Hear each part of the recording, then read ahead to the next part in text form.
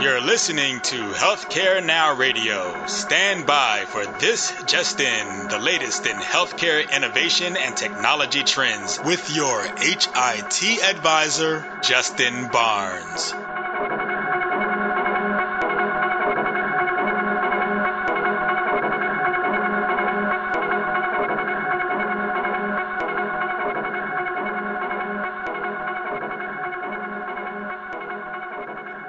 Thank you for tuning in and welcome to This Just In. I'm your host, Justin Barnes. In these half-hour segments, I'll bring you the latest advancements in healthcare, strategy, innovation, and public policy.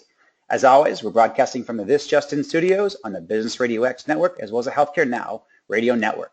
For this episode, though, we're speaking to a good, long-time childhood friend, Leigh Williams, Administrator of Business Systems, University of Virginia Health System. Welcome back to the show, Leigh.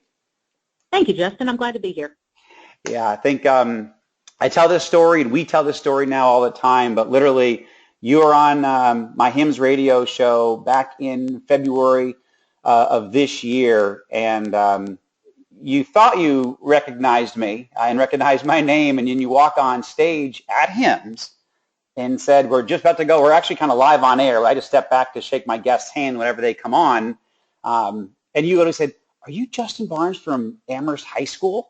And you almost just knocked me over. I mean, I literally almost fell over. So yes. That was great. Yeah. Yes. Well, credit to you for looking like you did in high school so that I could immediately recognize you. So that was amazing, though. And I remember the people saying, hey, we're recording, but it's not every day that you run into someone that you used to know well and now are reconnecting in the healthcare IT space. So I think it's fantastic. I do too. This is going to be, I can tell we're going to have lots of mutual collaboration certainly moving forward. We've already had them since HIMSS, so very, very cool. It's great to have you. So kind of having you back on air, because you were actually on air. It was just about 7 to 8 minutes during HIMSS radio, but I'm happy to have you back. So thanks again, Leigh. Thank you. So you've just published a book, Mastering Physician Engagement. But is this your first book, your second book, or where are we in that spectrum? This one is the first book, and it was a labor of love, came out of a lot of work with HIMSS and some HIMSS folks that were interested in some of the topics that we had been presenting on. And I wrote it with my co-author, Dr. John Showalter, really culminated from the time that we were together at the University of Mississippi Medical Center and some of the work that we did with the physicians there.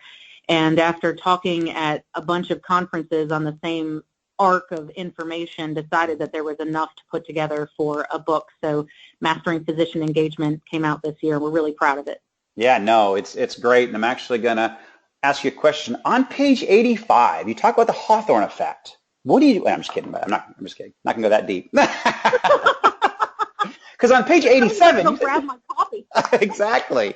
Fantastic. Now, so my show, we focus a lot on best practices. We try to have a good time. So obviously we're having a great time, but I like to focus on best practices and find out what's happening out there in the industry and make sure that if people are taking the 30 minutes to listen to the show, that we always have a good beat. So what are you finding out there? I know that you've been able to speak, mastering physician engagement. You've been speaking across different conferences. What's resonated with audiences and what are people most in tune with? What are you finding?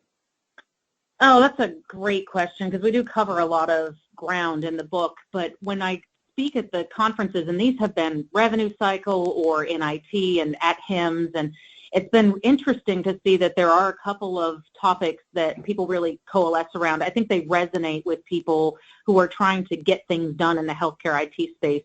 And the first of those is where we treat the topic of how physicians learn. And it comes out of watching the frustration of folks who are doing any kind of IT work where you're trying to train physicians or work with them on reimbursement issues or anything to do with finances. It's sometimes difficult to get the clinicians to engage because they just aren't seeming to care. They're not showing up for the classes. Mm-hmm. Lots of stories about physicians not coming to the classroom for the training.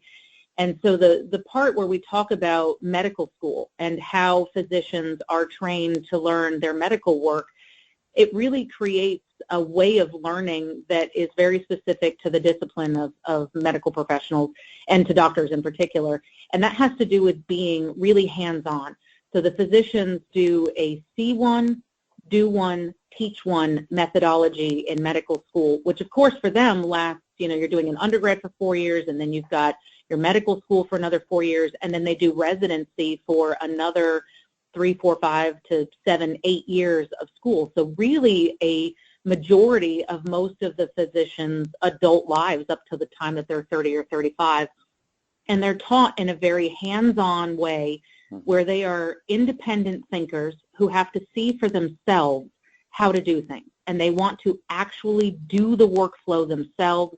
So if you can relate that to a surgery, and they'll watch and learn from books, but then they get good at it by actually practicing and doing the simulations and then doing things on actual patients, being with an attending who assists them, and when they get ready to go out into the world, they've had a lot of hands-on experience with it. So the idea of sitting in a classroom and having someone lecture at them is not really how they've been taught to learn. So the idea of being, we all know about elbow support, but really focusing physician training in that elbow to elbow and working alongside them where they get to practice the workflow themselves, much more effective. And I hope we've helped a few implementations where they're learning how to work with the physicians to really use and adopt the technology much better than through a traditional classroom style learning. So that's been one of the fun ones. And then the other one is just about communicating goals to stakeholders. How do you talk to clinicians about technology projects? Because have you ever tried to do that? You get there with the physicians and it can be frustrating, right? Oh, yes. You are trying to tell them that this new workflow is going to be the best thing ever, and they don't really want to engage or take the time away from patient care. So the other piece of it is how do you communicate goals for a technology project or a revenue cycle or population health in a way that resonates with clinicians where they want to give their time and support and effort to the project.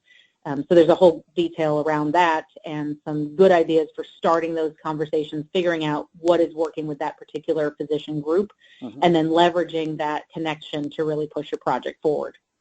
No, that's terrific. So I guess you now taking all that great knowledge and what you're learning around best practices, how have you been able to bring that back into the University of Virginia? Like, what do you, where are you bringing that back, and how are you bringing that information back in?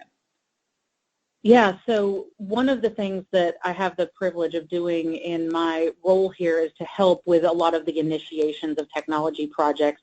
And so, for example, we're working on a new time and attendance program that has, for example, a mobile app allowing our nursing staff to swap shifts and to bring people on, and just a very much more usable and familiar application rather than some program that you have to log into at your healthcare desktop. So what I mean is that the app looks and feels like a shopping app or something that you would be using for your life, if you're on Amazon or TripAdvisor or one of these things. And figuring out how to connect clinicians to the idea that we were bringing something that would make their workflow easier.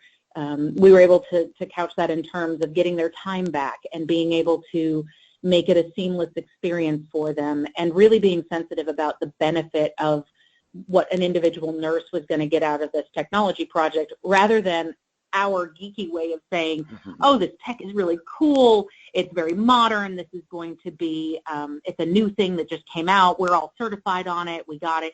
So not speaking about it from a technology standpoint, but instead really flipping that around and how it benefits our users. So even from the outset of the project, employing those communications methods to explore with the nurses what was it about this app that resonated with them, and then picking up on those things, training my team to listen for what is exciting to the customers, to the clinicians, and then weaving that into our project plan so that we make sure that we keep their goals at the forefront. And that project has been going very, very well with adoption on the clinician side, when I think that a lot of the other programs that we've done in the past, they just didn't get engaged on. So I'm hopeful that this methodology has really helped with that particular product, and it actually is delivering on the promise, and the nurses are very happy with what they're getting. And I think that's because we were able to help them understand what they were getting from their perspective and then deliver on that for them. Yeah, I mean, actually, that's follow following a best practice and concept that we've deployed just on the business, and the business side. I mean, just trying to make sure that our employees are well engaged and that we're all rowing in the same direction and that everything that we do is relevant to their, daily workflow, their daily success. I mean, that's the art of building a company even. It's just, make sure everybody knows we're all stepping in this direction and your one piece is critical to this bigger pie. And we're all moving in the same direction. And that's how you really, you can build billion-dollar companies that way. And so I love it. I love how you've engaged that process and mastered it. So. Yeah, thank you. Excellent. So I guess looking beyond this book, I mean, you've just published this, you're just getting out there, you're doing speaking on it, and I'm doing a radio show on it. But have you looked past it? Is there another direction that you may go, or some alignment with how healthcare is evolving, do you think? Yeah, I love that question because I was, if you ask my co-author, I was not ready. Anytime anybody said, what about another book or more, I would just say too soon. But then what hit me was that as I was talking about these concepts especially with my own team here at UVA, which is comprised of a few dozen really smart IT professionals who are everything from engineers to scientists to analysts, and I saw the looks I was getting back about it where I realized that it wasn't so much like they loved the tips and ideas like I just described around our time and attendance app to work with the clinicians, but I needed to get them engaged in the healthcare work. Mm-hmm. They had for so long been disconnected from it that they didn't really see how their work was marrying up to the needs of the business and then driving the business forward. And the idea that they could be the heroes of the clinicians and deliver technology that would help the business was not, I guess it was sort of fun and exciting to think about it that way because they were used to just plugging away and delivering what they were asked to do. And so the idea for a next book, which is in its start now, is about talking to IT people and revenue cycle people and data scientists and all of the folks that serve in that support capacity about healthcare and how we really need to understand the fundamentals of the healthcare environment so that we can have productive conversations with nurses.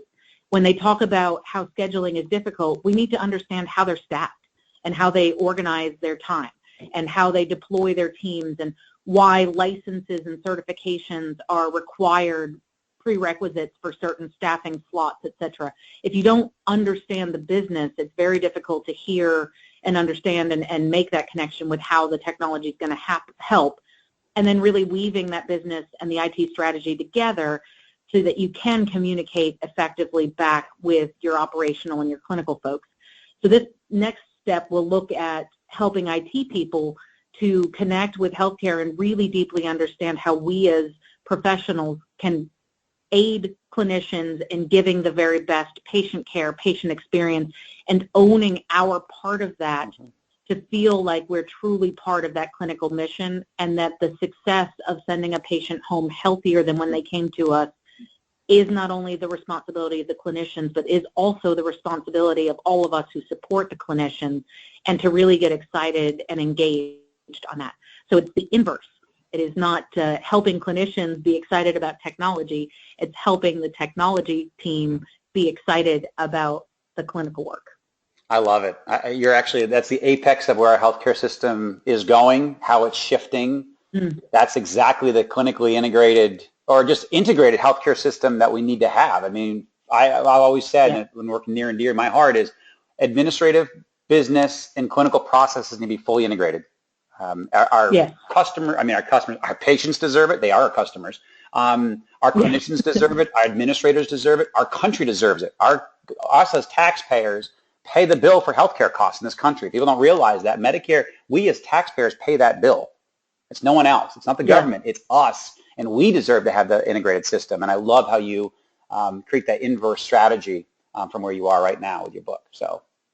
Yeah, and it's amazing when you see it work because you're exactly right that we have this grand responsibility to do the best work that we can in healthcare. And when you can see the clinicians respecting and engaging in the technical work and the revenue cycle, the population health, the data science folks, also understanding how they're aiding in that clinical care and becoming a part of that care team. Really fantastic work can happen, and that's, I think, a challenge of where we are today. We need to have really fantastic work happening all over the place. Yep. Yeah, and I think even on the innovation side, we capture that. Some of the most highly paid people inside of organizations are data scientists. You wouldn't probably necessarily think that, but and they're on the data side. They're not on the clinical side. They're true data scientists, but yet they're invaluable to us as innovators and us as companies, but also as organizations. You know that from your perspective. So I love the direction that you're going. It's so spot on. Yes. Well, thank you.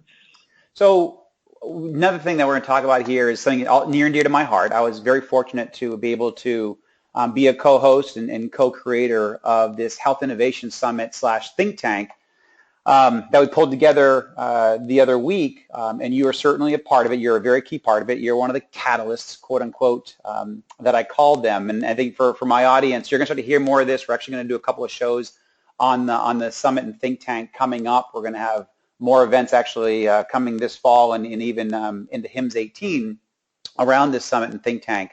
But really, we brought together 40 to 50 of the global thought leaders on the clinical side, on the business side, the financial, administrative.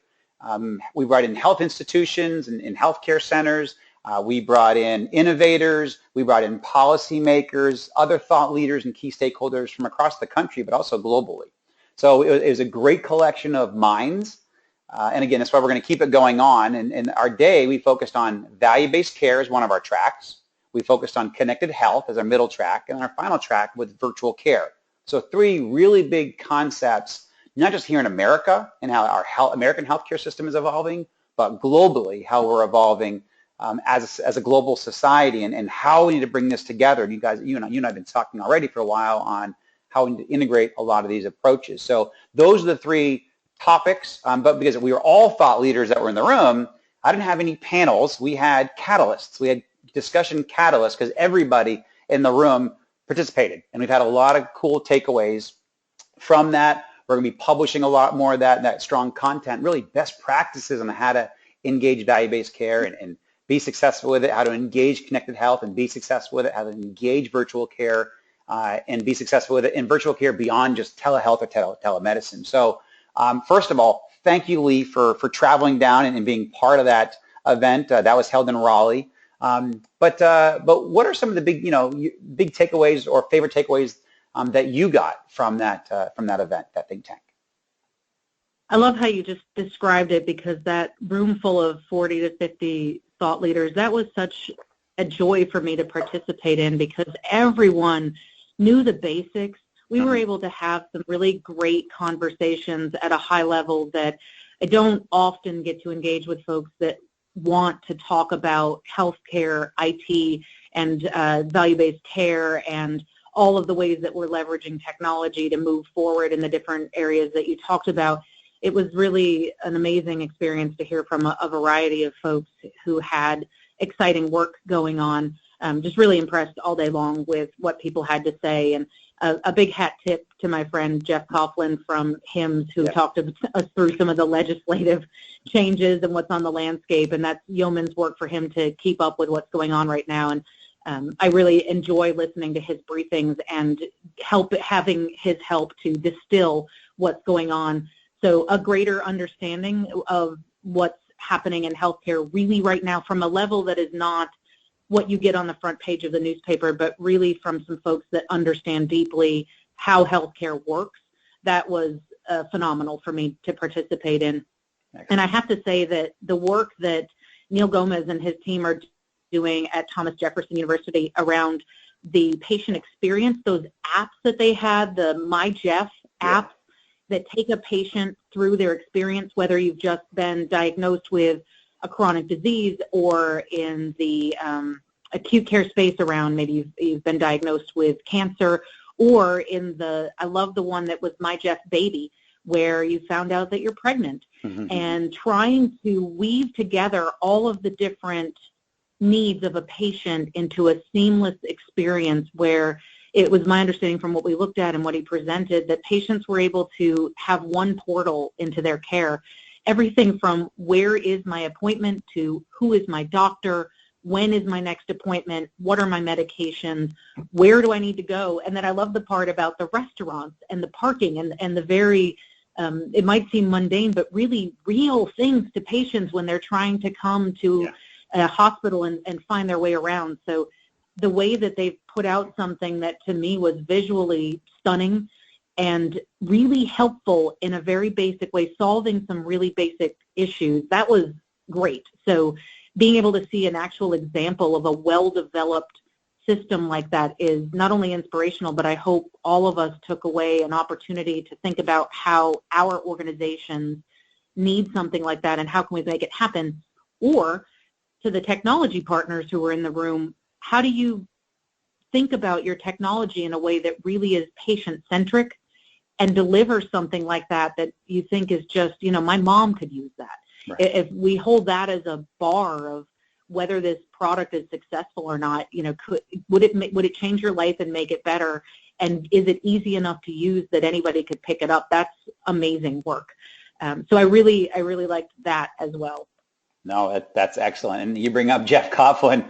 That poor guy, I gave him 5 minutes to give us a regulatory brief on each of those topics. So literally, I've never seen anybody do a regulatory brief in 5 minutes on value-based care, 5 minutes on connected health, and 5 minutes on virtual care. I mean, he was put under the grill. That's the only time that I had available. We had obviously a lot to accomplish in a very short period of time in one day, and I gave him 5 minutes, but he hit it. He did a great job. So I'll certainly give Jeff props there. And yeah, Neil Gomes from Jefferson, excellent. He has a very good integrated strategy, and I completely agree. One of the other big topics we touched on a little bit on a couple of the panels was the unique safety identifier. I think that we're starting to raise that conversation again in the industry. Where's government's role? How can government help? What can the private sector do? I think we're going to see some more innovations. To get to value-based care, we need to make sure that we are identifying the right patient at the right time with the right information across an entire continuum, across all systems, not just ones that are coupled together for different reasons or different strategies. I think that's one of the big pieces that I got out of it as well. But there's lots of things. So, I mean, for my audience, we are going to be publishing a lot of this in the coming weeks and months. So do stay tuned.